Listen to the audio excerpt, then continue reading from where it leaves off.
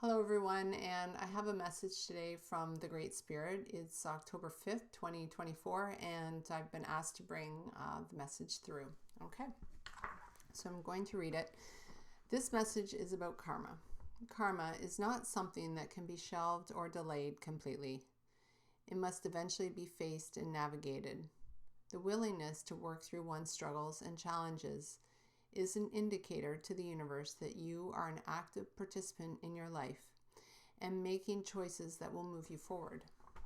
The choice, however, to avoid, deny, turn away from, reject, or push one's karma onto another is also a signal and a choice that you are communicating to the universe. Each choice will therefore create an outcome that matches your intention. This division that humanity will begin to see in those who are working towards resolving their karma and their life lessons versus those that are avoiding theirs will begin to be seen through the coming months' time. There has been a significant amount of time that has been granted to everyone in order to encourage a smoother transition through the coming events. However, not all have been up to answer this call.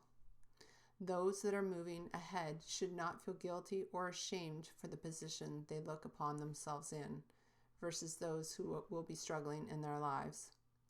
For they have chosen to avoid and ignore their life lessons and will need to face a stronger catalyst in order to awaken from their slumber. This catalyst will be uncomfortable for all, but the depth of its reach will touch those that have made the choice to avoid their lessons, as it cannot be avoided any longer. Like any teacher, a lesson begins with simpler tests of one's knowledge, and as one becomes more proficient, the level of challenge increases to ensure that the student has understood what they have learned and is ready to move forward onto the next lesson. These tests are not to bring about insecurity or feeling badly, but rather to stoke the fire within. To ask oneself what is possible to open oneself up to their full potential. Your potential cannot be realized in an energy of comfort only, but rather in moments when one digs into one's soul and meets the truth. The truth, however, has been uncomfortable for many for a very long time, and so versions of the truth have kept you in a veil of illusion. The truth is neither good nor bad, but stands outside of duality and points only to what is. And when I ask each human for what is, then another choice can be made for what could or what is possible. One does not know how one will respond in the face of these moments that you will or have met in life until one is in the full experience. The sacredness of being human gives the soul the opportunity to step into these moments of truth, testing one's knowledge, transforming lead into gold. For true alchemy occurs when one meets oneself and the willingness to face one's inner being. Truth is where alchemy occurs. The malaise that shrouds the mind and keeps you in a place of comfort is something that will take a great event to pierce. This event of awakening is attempting to shatter 600 years of denial of who you really are and what the truth is.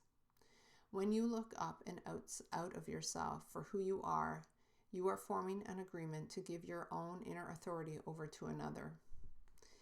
It was the first agreement to begin the denial of truth. Truth cannot be known from the mind only, but must be embodied. For looking outside of yourself for this authority, you wish to be told what to do. This has led to the decline of your true spiritual power. Your job is to recognize where you give this power over, why you do it, and begin the journey back into your home to your soul. For this measure of truth can only be validated by your soul. Your return to innocence is then the invitation that you are being offered. It is not an easy road back, for you have walked a long ways and taken many left turns. However, it is the one that you thirst the most for, the one that you are here to experience, and the only one that will bring you to the home you are seeking. The answers to the most challenging questions of your time need to be asked and answered from this place of truth. For if they are asked from the place of the mind, you will only continue to create the suffering and chasing that you find yourself at present. The decision is then to turn away from the false light and turn back to the truth, for the truth is eternal and it awaits you. Thank you, everyone, for listening and allowing the Great Spirit to enter your being. And yes, there'll be more to come. That's my understanding, so stay tuned. Take care.